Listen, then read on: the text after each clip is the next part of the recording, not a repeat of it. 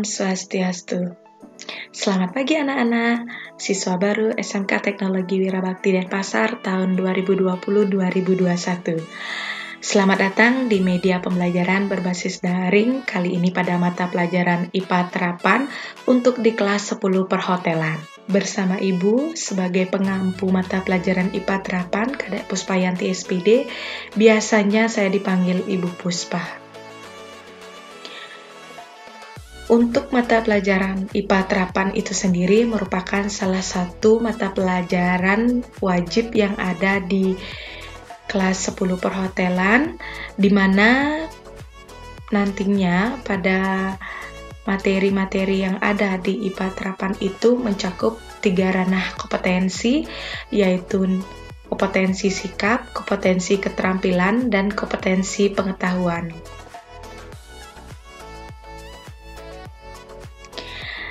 Nah, jadi untuk mata pelajaran IPA Terapan itu merupakan salah satu mata pelajaran yang ada di kelas 10 perhotelan yang akan mendukung kompetensi keahlian kalian khususnya di bidang industri perhotelan yang dimana mencakup 3 ranah kompetensi, yaitu kompetensi sikap, kompetensi pengetahuan, dan kompetensi keterampilan. Nah, jadi Ibu harap kalian dapat menyimak materi ini dengan baik meskipun kita dalam keadaan tidak tatap muka. Semoga materi yang Ibu sampaikan bermanfaat untuk kalian semua. Pada pembahasan pertama di mata pelajaran IPA Terapan ini, kita akan membahas bab 1 yaitu tentang besaran dan pengukuran. Nah, untuk pokok bahasan pertama tentang besaran dan pengukuran ini tidak jauh berbeda dengan materi pada saat kalian duduk di bangku SMP. Tentunya kalian sudah banyak mempelajari tentang apa itu besaran dan apa itu pengukuran. Nah, kaitannya di sini kalian belajar tentang ilmu IPA dalam kompetensi keahlian perhotelan. Gunanya supaya kalian nanti memiliki sikap ilmiah dan mampu menerapkannya dalam dunia kerja. Sikap ilmiah itu sendiri meliputi kejujuran, kemudian ketelitian, kecermatan, dan rasa ingin tahu, dan juga tidak lupa dengan sikap bertanggung jawab. Nah, jadi langsung saja untuk mempersingkat waktu, Ibu langsung menuju ke materi. Nah, sebelum kita masuk ke materi, adapun tujuan pembelajaran yang harus kalian capai, itu ada 3. Yang pertama, kalian mampu menjelaskan konsep besaran dan pengukuran. Kemudian yang kedua, kalian dapat menyebutkan macam-macam besaran pokok dan turunan, beserta juga satuannya. Dan yang ketiga, kalian nanti mampu mengkonversi satuan besaran dan turunan. Nah, jadi di sini kita akan belajar mengenai bagaimana cara mengkonversi satuan, serta kita di sini akan menggunakan satuan secara internasional. Nah, anak-anak, seperti yang kita lihat pada slide tersebut bahwa ini merupakan suatu aktivitas yang disebut dengan mengukur atau pengukuran. Nah, jadi di sana ada terlihat bahwa suatu neraca sedang menimbang, kemudian ada juga tuh profesor sedang mengukur suatu kayu, kemudian ada juga kegiatan seseorang sedang mengukur badan. Nah, jadi di sini merupakan suatu kegiatan mengukur anak-anak ya. Jadi bisa dikatakan bahwa pengukuran itu merupakan kegiatan untuk membandingkan suatu besaran dengan satuan yang telah ditetapkan. Jadi di kehidupan sehari-hari sering banget kita menemukan kegiatan-kegiatan mengukur. Contohnya misalnya ketika kita pergi ke mall gitu, kita membeli suatu buah ataupun sayuran. Nah, tentunya di sana ada suatu alat ukur seperti timbangan untuk mengukur berapa berat daripada buah-buahan atau sayuran yang kita beli. Nah, tentunya anak-anak dalam suatu aktivitas pengukuran itu memerlukan suatu adanya satuan anak-anak. Nah, jadi di sini ada istilah yang dikenal dengan satuan baku dan satuan yang tidak baku. Nah, lalu apa saja perbedaan antara satuan baku dan satuan tidak baku? Untuk itu, lebih jelasnya kalian simak video berikut ini. Hai anak-anak, kali ini Ibu akan menjelaskan tentang satuan baku dan satuan tidak baku. Nah, kalian bisa lihat di sini bahwa terdapat satuan panjang. Nah, biasanya dulu-dulu orang itu mengukur. Nah, ini lihat, ada sebuah meja. Nah, lalu kita ingin mengukur panjang meja tersebut. Misalnya, panjang meja tersebut kita menggunakan ukuran tangan orang dewasa. Dan juga kita bedakan dengan menggunakan tangan anak-anak. Nah, lalu apakah ukurannya sama antara tangan anak-anak dan tangan dewasa? Nah, misalnya tangan dewasa dapat 10, sedangkan kita menggunakan tangan anak-anak itu menghasilkan angka 15. Lalu, berapakah sebenarnya panjang meja tersebut? Apakah panjang mejanya berbeda-beda? Nah, tentu saja ini salah anak-anak. Jadi, ini bukan merupakan satuan baku, melainkan ini menyatakan satuan yang tidak baku, atau bisa disebut dengan satuan metrik. Lalu, apa itu satuan metrik? Nah, anak-anak, tentunya kalian sudah mengetahui ini adalah tangga untuk mengukur satuan panjang. Yang pertama ada km, itu dibaca kilometer, kemudian hm, itu hektometer, kemudian dam, itu dekameter, kemudian meter, m, kemudian dm, desimeter, kemudian cm, sentimeter, dan yang terakhir mm, milimeter.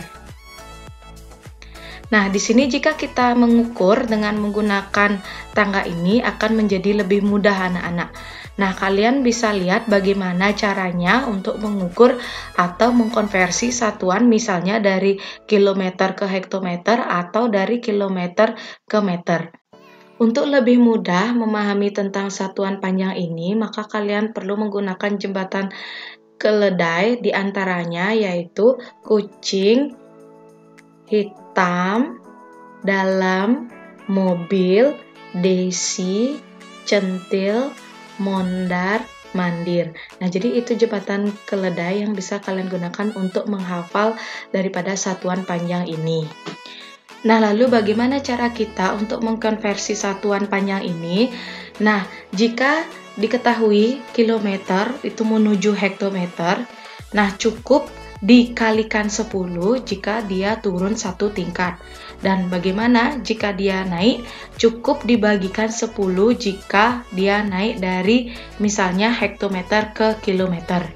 Nah, gampang saja bukan? Untuk lebih jelasnya, kita lanjutkan ke materi yang berikutnya. Kita lanjutkan kembali ke materi. Nah, di sini sudah ada tertera beberapa gambar pada slide. Lalu pertanyaannya di sini Ibu ingin bertanya untuk mengukur apakah benda-benda di bawah ini. Nah, jadi di sini ada penggaris, kemudian ada jangka sorong, dan kemudian ada micrometer screw.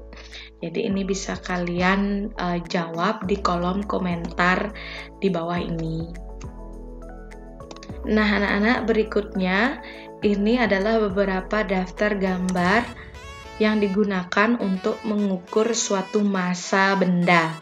Nah, ini ada neraca 2 lengan, kemudian ini ada neraca pegas. Biasanya neraca pegas ini digunakan untuk mengukur berat atau mengukur massa bunga, misalnya seperti kayak bunga yang ada di pasar, kebanyakan para pedagang menggunakan ini. Ini namanya neraca elektronik. Jadi ketika benda ditaruh di atas neraca akan muncul di sini beberapa angka yang menunjukkan massa benda tersebut.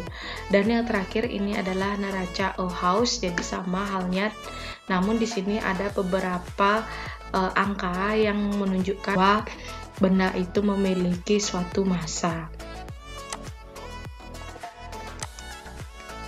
Selanjutnya,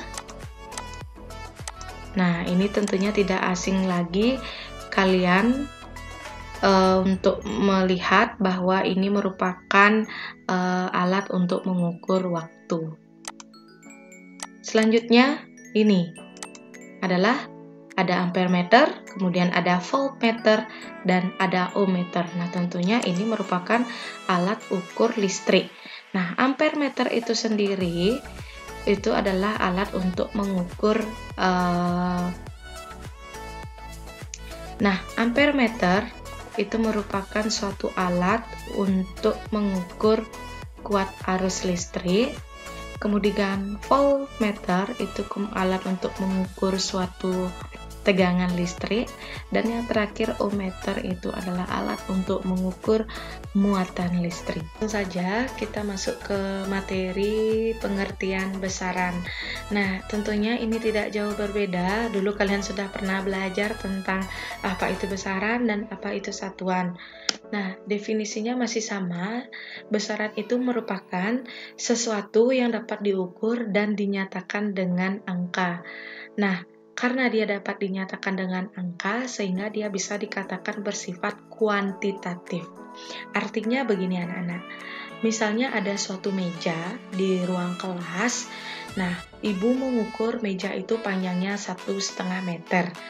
Nah, ketika ibu memberikan kalian kesempatan untuk mengukur meja tersebut, sama juga hasilnya 1,5 meter, karena kita mengukur dengan menggunakan alat ukur yang akurat. Nah, tentunya di sini para ilmuwan sepakat menggunakan suatu satuan untuk mengukur besaran itu disebut dengan satuan internasional atau SI. Artinya, satuan ini berlaku di seluruh dunia. Apakah warna dan rasa itu bisa dinyatakan dengan besaran? Tentu saja tidak, anak-anak. Kenapa tidak? Karena ini bersifat kualitatif, artinya kualitatif itu tidak bisa diukur. Nah, tidak bisa diukur dan tidak dapat dinyatakan dengan angka. Misalnya, kita melihat suatu benda yang berwarna, ibu misalnya melihat suatu benda yang berwarna merah. Nah, belum tentu orang yang ada di sekitar ibu itu melihat benda itu berwarna merah. Nah, itu artinya suatu warna atau rasa tidak bisa dinyatakan dengan angka atau bersifat kualitatif. Berikutnya, ini ada 7 besaran pokok dalam sistem internasional yang harus kalian pahami dan harus kalian ingat, karena ini sangat berguna untuk kedepannya bagi kalian. Nah, besaran pokok itu terdiri dari ada 7. Yang pertama, besaran pokok panjang. Nah, tentunya kalian sudah tahu bahwa panjang ini merupakan alat ukur yang sering sekali kita gunakan. Nah, panjang ini memiliki satuan meter yang biasa disingkat M. Kemudian, yang kedua ada massa, satuannya kilogram, disingkat dengan kg. Kemudian yang ketiga ada waktu, satuannya sekon, ini atau detik bisa juga, yang disingkat S, kecil. Yang keempat ada arus listrik, satuannya ampere, disingkat A. Yang kelima ada suhu, satuannya Kelvin, disingkat K.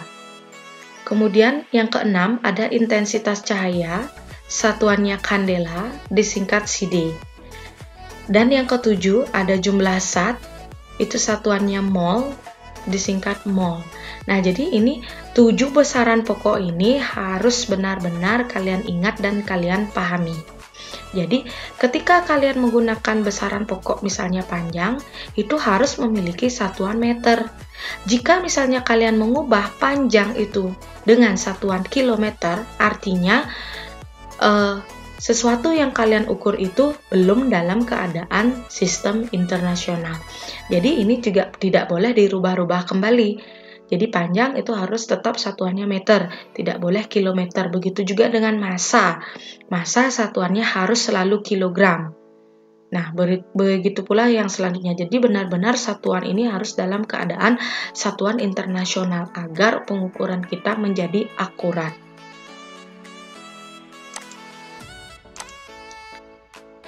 Nah, ini Ibu berikan contoh kalian untuk mengukur suatu panjang benda. Ini sudah Ibu jelaskan tadi, ini adalah tangga untuk mengukurnya supaya lebih gampang. Jadi, yang pertama, Ibu akan ajarkan kalian bagaimana cara mengkonversi satuan atau mengukur panjang benda. Tentunya ini kalian sudah di luar kepala ya, karena pada saat SD, SMP kalian sudah mempelajari tentang ini. Nah, Misalnya dari kilometer ke hektometer, ini turun 1 kali. Nah, ketika dia turun 1 kali, maka tinggal dikalikan 10. Sedangkan, bagaimana jika hektometer menuju kilometer? Nah, ini dia naik. Naiknya berapa kali? Naiknya adalah 1 kali. Maka dari itu, dia dibagi 10. Oke, Ibu berikan contoh. Nah, contohnya, misalnya 1 kilometer itu berapa hektometer? Contoh yang kedua, 100 meter sama dengan berapa sentimeter? Dan contoh yang ketiga, 2000 meter berapa kilometer? Nah, kalian pahami dengan baik. Yang pertama misalnya 1 kilometer berapa hektometer? Ini sudah gampang, sudah bisa kalian jawab langsung. Nah, berapa kali dia turun? Dia hanya turun 1 kali. Artinya tinggal dikalikan 10. Sehingga jawabannya 1 kilometer sama dengan 1 dikali 10 sama dengan 10 hektometer. Itu untuk contoh yang pertama. Lalu bagaimana contoh yang kedua? Kita lihat posisi dari meter ke sentimeter. Ini meter, ini sentimeter. Nah, berarti dia di sini dalam posisi yang turun. Di dalam pikiran kita, itu tentunya harus dikalikan. Nah, berapa kali dia turun? Kita lihat, baru 1 kali, kemudian 2 kali. Artinya dikalikan 100. Sehingga di sini 100 meter sama dengan 100 dikalikan 100 sama dengan 10.000 cm. Nah, itu kalau dia dalam posisi turun. Nah, lalu yang ketiga, bagaimana jika dalam keadaan naik dari meter ke kilometer? Kita lihat dulu dia berapa kali dia naik. Di dalam benak kita sudah berpikir bahwa jika dia naik tangganya, maka dia akan dibagikan.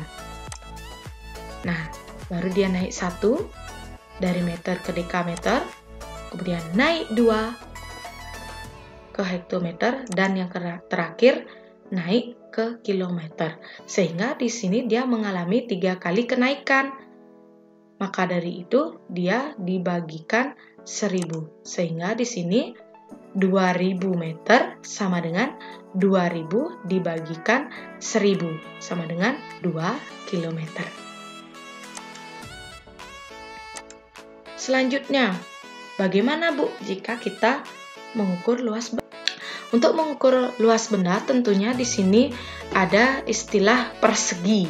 Jadi di sini kilometer persegi, hektometer persegi, dekameter persegi, dan selanjutnya.